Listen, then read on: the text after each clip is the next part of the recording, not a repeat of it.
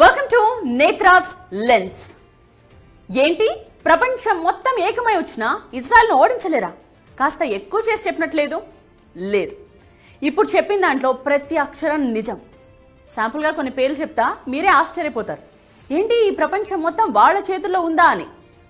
Jesus of Nazareth ఒక యూదుడు, Albert Einstein ఒక యూదుడు, కార్ల్ మార్క్స్ ఒక యూదుడు, వ్యాక్సిన్ సూదిని కనిపెట్టింది ఒక యూదుడు, పోలియో వ్యాక్సిన్ కనిపెట్టింది, లుకేమియాకు మందు తయారు చేసింది, హెపటైటిస్ బి మందు కనుగొన్నది, micro processing chip, nuclear chain reactor, traffic lights, optical fibre cable, stainless steel, sound movies, telephone microphone, video tape recorder, polo company, Levi's jeans, Starbucks, Google, Dell computers, Oracle, Baskins and Robbins, Dunkin Donuts, CNN, ABC, Washington post.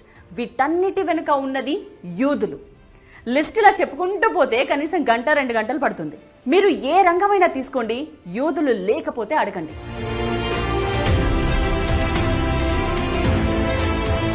Okay, coming to the point. స్వర్గం కంటే గొప్పది ఏంటి అని యూదులను అడిగితే వచ్చే సమాధానం Israel. అక్కడి అణువణువు వారికి పవిత్రమే. అందుకే ఇజ్రాయెల్ పై దాడికి ఎవరైనా వస్తున్నారు అంటే ప్రపంచాన్ని ఓడించడానికి సైతం సిద్ధమవుతారు. మరో ఇంట్రెస్టింగ్ పాయింట్ చెప్పుకోవాలి ఇక్కడ. ప్రపంచంలో యూదులందరినీ కలిపితే రమారమి 1,60,00,000 మంది ఉంటారు అంతే. బట్ జాగ్రత్తగా వినండి, గత 105 ఏళ్లలో ఉన్న ఈ 1,00,00,000 మందే 15 డజన్ల నోబెల్ ప్రైజెస్ గెలుచుకున్నారు. అంటే 180 నోబెల్ బహుమతులు. సో తమ బ్రెయిన్ లో 1% ఇజ్రాయెల్ కోసం పెట్టినా, తమ సంపాదనలో 0.5% ఇజ్రాయెల్ కోసం ఖర్చు చేసినా, తమ ఆవిష్కరణల్లో 1-2 ఇజ్రాయెల్ కు వినియోగించిన ఈ ప్రపంచం మొత్తం వారి ముందు దాసోహం అనక తప్పదు.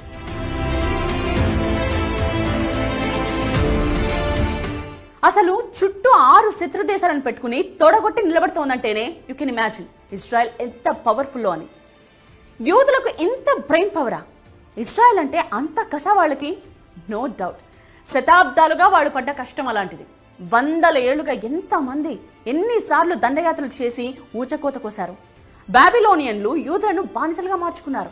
రోమన్లు కొన్ని వేల మంది యూదులను చంపేశారు. యూదుల భూభాగాన్ని చిన్నాభిన్నం చేసి చెల్లా చెదురయ్యేలా చేశారు. తలదోచుకోవడానికి వేరే దేశాలకు వెడితే అక్కడ పట్టుకుని చంపేశారు. స్పెయిన్లో యూదులను తరిమి కొట్టారు. యూరప్లో కట్టగట్టి అందరినీ సామూహికంగా చంపేశారు. యూదుల తత్వం ఒక్కటే, ఎక్కడున్నా సరే అధికారంలో ఉండాలి, వ్యవస్థపై ఆర్థికంగా పట్టు సాధించాలి. ఇవే కోరుకుంటారు వాళ్ళు. బహుశా ఆ లక్షణమే హిట్లర్కు యూదులపై ద్వేషాన్ని పెంచిందేమో. దాదాపు 10 లక్షల మంది యూదులను ఊచకోత కోసాడు హిట్లర్. అలా 100 ఏళ్ల పాటు ఎక్కడెక్కడో తలదాచుకున్న యూదులు 1900, 2000 మధ్య తిరిగి ఇజ్రాయెల్ చేరారు. అందుకే ఇజ్రాయెల్ అంటే వాళ్ళకి అంత ఇష్టం, అంత పవిత్రం.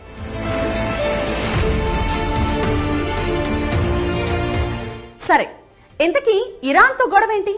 దీనికి ఆన్సర్ చెప్పుకునే ముందు కాస్త హిస్టరీకి వెళ్ళాలి. హోలీ ల్యాండ్, పవిత్ర భూమి. ఇజ్రాయెల్, పాలస్తీనా దేశాలు, జోర్దాన్, లెబనాన్ దేశాల్లోని కొన్ని ప్రాంతాలను కలిపి హోలీ ల్యాండ్ అంటారు. జాగ్రత్తగా గమనిస్తే ఇప్పుడు చెప్పుకునే ఈ దేశాల్లో ఇజ్రాయెల్ తప్ప అన్ని అరబ్ దేశాలే. బాగా గుర్తుంచుకోవాలి ఇక్కడ, ఈ హోలీ ల్యాండ్ను ఐక్యరాజ్య సమితి 1947లో విభజించింది. ఇజ్రాయెల్ను ఓ దేశంగా ప్రకటించింది. తమ పవిత్ర భూమిలో ఇజ్రాయెల్ కోసం ఒక ప్రాంతాన్నిచ్చి దాన్నొక దేశంగా గుర్తించడం ఏంటి అనేది అరబ్ దేశాల కోపం, ముఖ్యంగా పాలస్తీనా. సో పాలస్తీనా సివిల్ వార్ కు దిగింది. ఈజిప్ట్ ఏమో గాజాన్ లాక్కుంది. జోర్డాన్ వెస్ట్ బ్యాంక్ ప్రాంతాన్ని కైవసం చేసుకుంది. అప్పటికే యూదులు మహాశక్తిమంతులయ్యారుగా.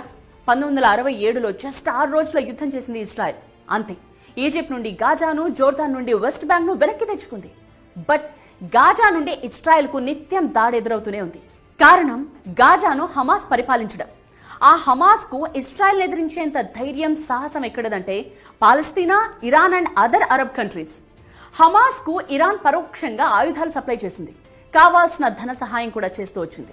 సో ఇప్పుడు లింక్ తెలిసిందిగా, ఇరాన్ అంటే ఇజ్రాయెల్ కు, ఇజ్రాయెల్ అంటే ఇరాన్ కు ఎందుకంత కోపమో.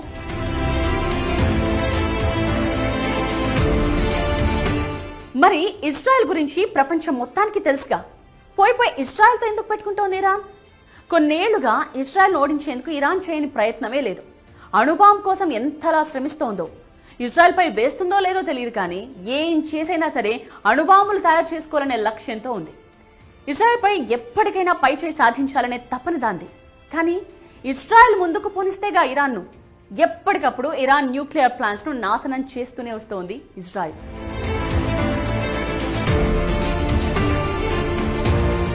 అది పక్కన పెడితే ఇజ్రాయెల్ బలం ఎంత, ఇరాన్ బలం ఎంత? అఫీషియల్ డేటా ఒకసారి చూద్దాం. International institute for strategic studies IISS, Stockholm international peace research institute SIPRI, ఈ రెండు సంస్థల డేటా ప్రకారం దేశ రక్షణ కోసం ఇరాన్ $7.4 బిలియన్ ఖర్చు చేస్తోంది. అంటే అటు ఇటుగా 60 నుండి 65 వేల కోట్ల రూపాయలు. బట్ ఇజ్రాయెల్ ఏకంగా $19 బిలియన్, మన కరెన్సీలో 1,70,000 కోట్లు. ఏ మాత్రం కంపారిజన్ లేదు. పైగా ఇజ్రాయెల్ జనాభా జస్ట్ 97 లక్షలు. మన హైదరాబాద్ లో ఉన్నంత జనం కూడా ఉండరు. అదే ఇరాన్ లో దాదాపు 9 కోట్ల జనాభా, కోటి మంది కూడా లేని ఇజ్రాయెల్ జీడిపి $525 బిలియన్. 9 కోట్ల జనాభా ఉన్న ఇరాన్ జీడిపి $413 బిలియన్.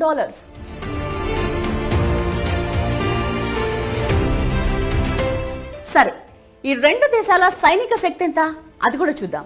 ఇజ్రాయెల్ దగ్గర 340 వార్ జెట్స్ ఉంటే ఇరాన్ వద్ద 320 యుద్ధ విమానాలున్నాయి. ఇరాన్ కు 6 లక్షల మంది సైనికులుంటే ఇజ్రాయెల్ వద్ద ఉన్నది 1,70,000 మంది. ఇరాన్ దగ్గర ఉన్న బాలిస్టిక్ మిసైల్స్ 3,000కు పైనే. బట్ ఇజ్రాయెల్ దగ్గర ఎన్నున్నాయో ఇప్పటి వరకు కరెక్ట్ లెక్క తెలియదు.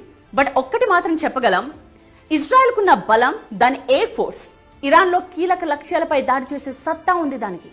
ఇరాన్ కు ఎన్ని మిసైల్స్ ఉన్నప్పటికీ ఇజ్రాయెల్ గగనతలాన్ని రక్షించేందుకు ఐరన్ డోమ్, ఆరో సిస్టమ్స్ ఉన్నాయి. ఈ ఐరన్ డోమ్, ఆరో సిస్టమ్స్ ను బ్రేక్ చేయడానికి ఇరాన్ పడ్డ కష్టం అంతా ఇంత కాదు. వాళ్లే చెప్పుకున్నారు ఈ విషయాన్ని. America air defence system third Patriot ను సైతం ఛేదించగల సరికొత్త బాలిస్టిక్ మిసైల్స్ తయారు చేశామని చెప్పింది ఇరాన్. తాము తయారు చేసిన సరికొత్త వార్ హెడ్స్ డైరెక్షన్ ను మార్చుకోగలమని చెప్పుకుంది. మొన్న వాటిని ప్రయోగించే ఇజ్రాయెల్ ను దెబ్బతీసింది ఇరాన్. అందుకే అత్యంత శక్తివంతమైన ఐరన్ డోమ్, ఆరో ఎయిర్ డిఫెన్స్ సిస్టమ్స్ ను ఇరాన్ బ్రేక్ చేయగలిగింది.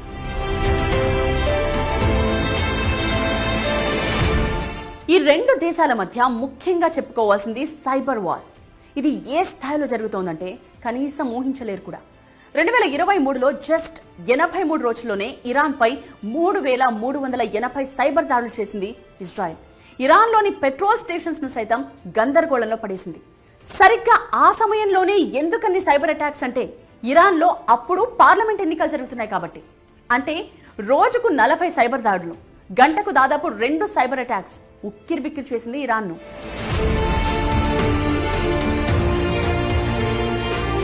సరే, ఇంతకీ ఎవరు గెలుస్తారు ఈ యుద్ధంలో? ఖచ్చితంగా ఇజ్రాయెలే. ఎందుకని వన్ సైడ్ తీసుకున్నారా అని అనుకుంటారేమో. ఇది సొంత అభిప్రాయం కాదు, ఇంటర్నేషనల్ ఎక్స్పర్ట్స్ కూడా ఇదే చెప్తారు. ఎందుకంటే ఇరాన్ కు ఎంత శక్తి సామర్థ్యాలున్నా ఇజ్రాయెల్ కు అమెరికా సపోర్ట్ ఉంది. అసలే ఇజ్రాయెల్ మోస్ట్ పవర్ఫుల్ కంట్రీ మిలిటరీలో. సైనిక శక్తిలో ఇజ్రాయెల్ చాలా ముందుంది. అలాంటి దేశానికి అమెరికా తోడైతే ఎవరైనా బూడిదవ్వాల్సిందే. బట్ అంతవరకు వెళ్ళదు పరిస్థితి. అలాగని ఇరాన్ కు భారీ డ్యామేజ్ చేసేంత వరకు ఇజ్రాయెల్, అమెరికా ఆగవు. సో ఈ యుద్ధం ఎంతవరకు పడుతుందో చూడాలి. ఇది వాల్టి నేత్రాస్ లెన్స్. నేత్ర.